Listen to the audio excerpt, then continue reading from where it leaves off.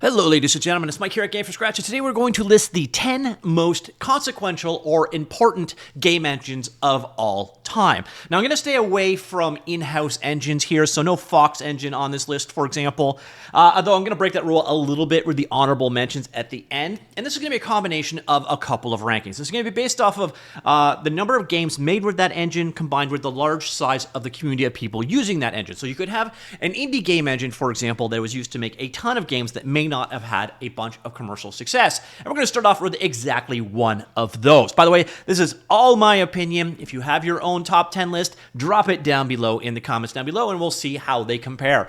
All right, so the first one here is RPG Maker. Now, there haven't been a ton of commercial games that were hugely successful made with RPG Maker, but there's been a lot of moderate successes. We've got games like To the Moon. The thing about RPG Maker is it's been around forever. We've had, I think, about 15 different versions of RPG Maker. The first version of this was released back in 1992 on the NEC PC 9801, used in Japan for ages. It got really big right around the time of RPG Maker 2000, and from that name alone, you can get an idea of how long RPG Maker has been out there. Now, this is a game engine all about creating JRPG-style games. Once again, it has been used to make a number of commercial games, so it definitely earns a place on the spot, but it's also very niche in nature. Now, my next choice at the number 9 slot is CryEngine. CryEngine is a super awesome engine of what it could have been. Now, CryEngine actually started life as a tech demo for NVIDIA video cards way back in the day. Then they spun it off and created kind of a showcase of its capabilities with Far Cry. Now, Far Cry was first released back in 2004. Shortly thereafter, we had Crysis in 2007. Now, CryEngine actually is still very important to this day. Kingdom Come Deliverance 2 and The Hunt Showdown are created using CryEngine, but the thing is, we're not getting updates anymore. In the meantime, there were a ton of games shipped with CryEngine that were quite successful. Rise, Son of Rome, the first and second Kingdom Come Deliverance, Warface, and then of course you've got the children of CryEngine. So you've got Lumberyard, which is O3DE now. You have games like Star Citizen and MechWarrior Online that were built on top of CryEngine itself. It's a game engine that could have been so much bigger, and I don't know how much of it comes down to just mismanagement, but it just seems like Crytek did a pretty poor job with CryEngine licensing. So this could have been a much more consequential engine, I think, in my opinion.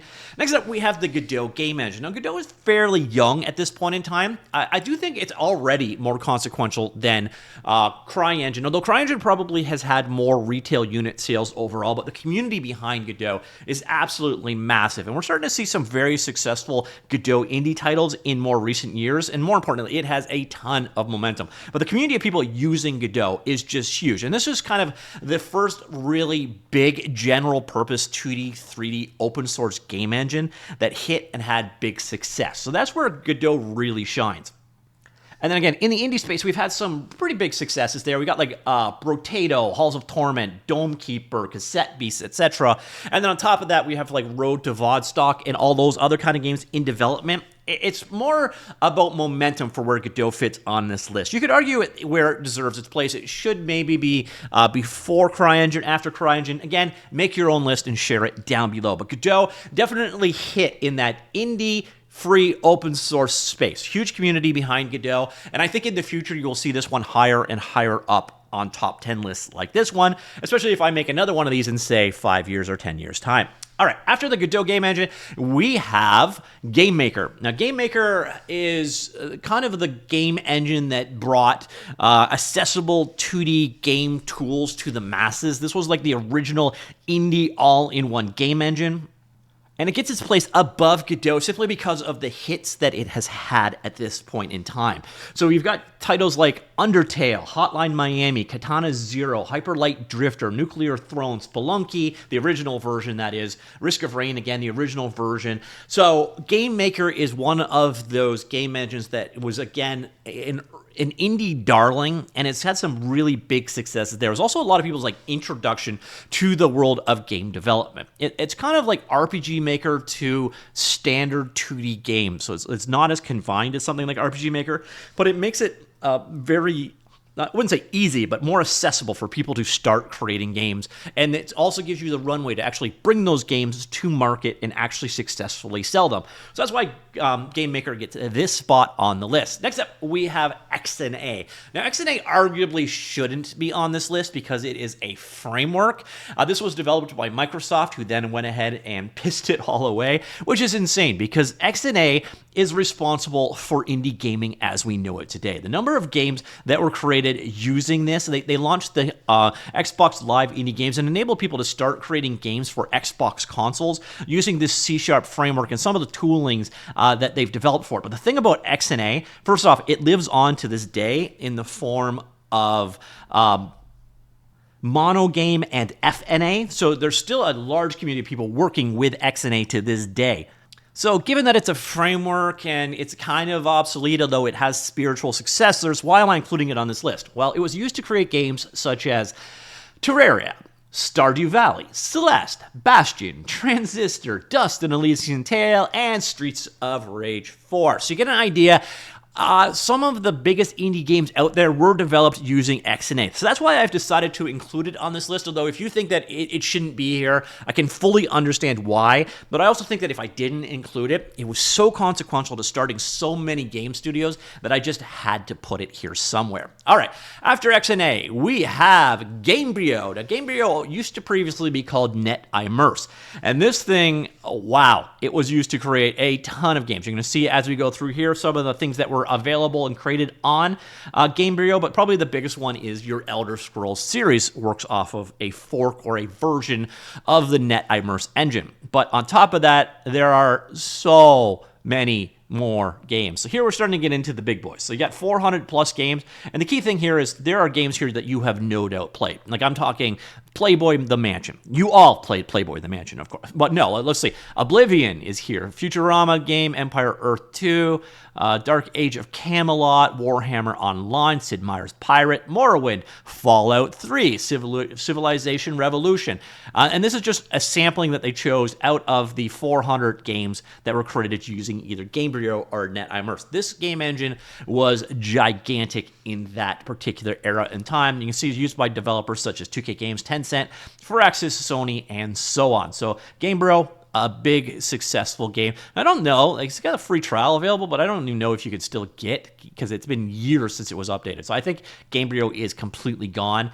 Now the next one here is actually far more consequential and arguably could be even further up the list, and that all comes down to if you look at family trees. Now the thing is, I'm going to group, like I've put all RPG makers together into a single family of engines. I didn't pick like RPG Maker 2000, for example. So with IdTech, well, I'm going to have to play the same game. And when you look at IdTech, and more importantly, IdTech-derived game engines, it is insane. So the first version of IdTech, that's kind of, they did retroactively, so the Wolf engine they called IdTech 0 after the fact. IdTech 1 was the Doom game engine, and then where it really starts kicking here, and this is what you would consider, this is the one that kind of still lives to this day in a way that's going to shock you, is IdTech 2, also known as the Quake and Quake 2 engine. Now beyond that, they kept doing updated versions of that. So we have the one they did for Quake 3, then we got the Doom 3 engine, or the Flashlight in Dark Corridors engine, and then we've got Rage with mega textures, etc. This was also used to make the Wolfenstein games. And then we get on to the modern Doom engine in the form of IdTech 6, and then Doom Eternal with IdTech 7, and then Doom the Dark Ages with IdTech 8. Now, somewhere around here, they stopped licensing it. So when Bethesda bought id Software, they stopped licensing IdTech out. But before that, you could actually use IdTech either GPL, or you could license it from id Software to create your own games. Now, when I start talking about the family tree, though, that's where it gets insane. So at the top here, we have the Quake engine. This is IdTech 2. So basically it starts there, and from there we've got children of it, so the Quake engine and so on. Well, one of the licenses we had there from the Quake engine was the Gold Source engine. The Gold Source engine ultimately led us to the Source engine, which is what is used internally at Valve for things like Team Fortress, Half-Life 2, and so on. And then ultimately that led to the Source 2 engine, and so on it goes. But that's not it for the family tree. Let's head on over here. And we're going to see Quake was licensed for IdTech 3, and then the Doom engine, then IdTech 5, and IdTech 6, and so on. So again, Dishonored, Wolfenstein 3D, and so on. But we also have other games that were licensed off this, like the Star Wars Jedi Knight games and so on in here.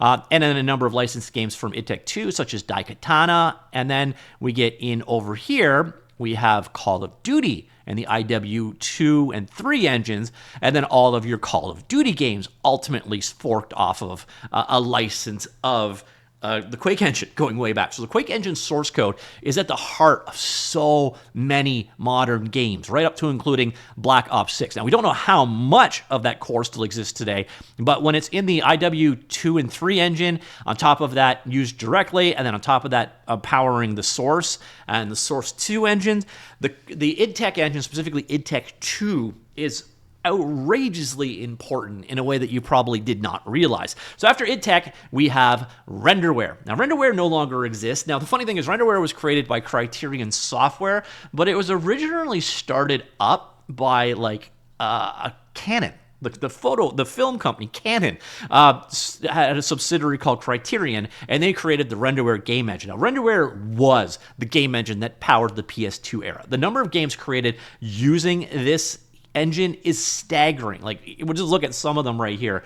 And we're talking like very consequential games of that time. And this was one of the most important engines, again, of an era, of the PlayStation 2 era. So many people used Renderware. But the thing about Renderware is it was bought by Electronic Arts. And that's where it ends. So Renderware is probably one of the most important third-party frameworks for creating games of that early 2000s era, but then EA bought it, and that came to a crashing halt. I'm interested to see where Renderware would have been if it stayed a standalone company. Again, a hugely consequential game engine. So next up, we are at number 9. Or number 2, I guess you could say, the second most important game engine of all time, and I think that has to be Unreal Engine. Now, this was definitely inspired by IdTech and the Doom and Quake engine, so they went off to create the Unreal Engine to create the original Unreal game, but since then, wow, Unreal Engine has gone a very long way. Now, I could actually see how you could argue that Unreal Engine is actually number 1 on this list, because quite frankly, so many important titles have been created using Unreal Engine, especially if we go back to Unreal Engine 3. Unreal Engine 3 basically became the renderware of its era, and it was used to create just an absolute ton of games, but that continues to this point in time. So now, modern day, you've got games up to including the next version of The Witcher being created using Unreal Engine, but historically, we've got like Mortal Kombat titles, various Borderlands games, so on. There are an absolute ton of games that have been created using Unreal Engine over time, and I could honestly say you could put this one number 1 on the list, but I didn't, and I didn't for one very specific reason, and that is, number 1, we have Unity. Now, Unity absolutely dominated in the mobile space. With the rise of the iPhone and Android, I think it was like, at one point in time, like 80 or 90% of the most successful games were created using Unity. At the same time, Unity is huge in the A space. AAA games, that is definitely the realm of Unreal Engine. But if you look at like Steam, the most published games are definitely created using the Unity platform. When you look at mobile,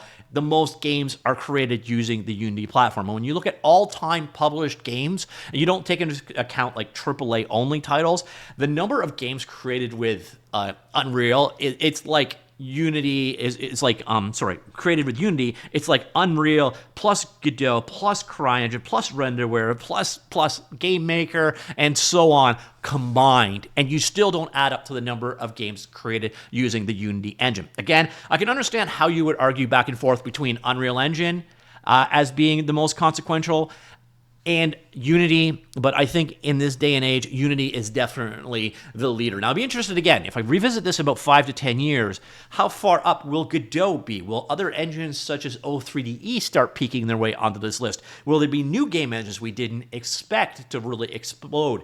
And who will be number 1 between Unity and Unreal, or potentially Godot, or some other engine out there? Be interesting to see, but that is my top 10 list. Now, I've got a couple of honorable mentions. I threw some honorable mentions in here. Number one, because I cheated a little bit by adding XNA on this list. So if you think, okay, that's only a top 9, XNA shouldn't be on there. Okay, so here's some honorable mentions as well. So we've got the Build Engine. Now, Build Engine didn't actually go that far, but when you had the Wolfenstein engine and eventually the Doom engine, the Build Engine came out as well. So this was created, and this is ultimately Duke Nukem 3D, Blood, Shadow Warrior, Redneck Rampage, etc. But it's used to create a ton of games, and it's still, right to this day, games like Ion Fury are being created using a kind of a modernized version of it.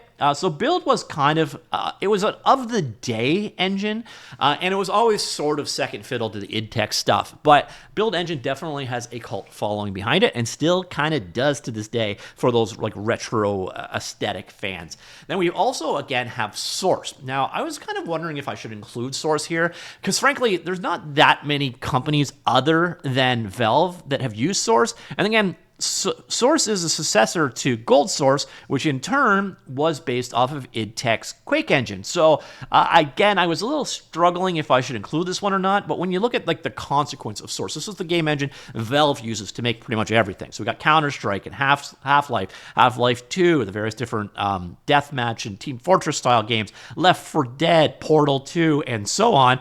And then we got some third parties that have created games using it as well. Now the interesting thing is some of these third parties don't include things like Vampire the Masquerade, which I find very shocking on this list. And then on top of that, you also have Sandbox, which is being created using Source as well. Source probably had to be included on this list, but the fact that it has a common heritage to IdTech, should I include it or not? I'm not sure. But hey, that's why it's here in honorable mentions. And then we also have LithTech. Now, LithTech, the reason why I didn't really include it, well, first off, it didn't actually get that big into the game world. They did make it publicly available for a while via Real Arcade, which was actually really cool. This was one of the first kind of AAA style game engines that an indie developer could get their hands on. And the thing is, it's kind of outdated. But the thing is, it's still being used to create games recently. So you've got the Shadows of Mordor series were created on an engine built on top of LithTech.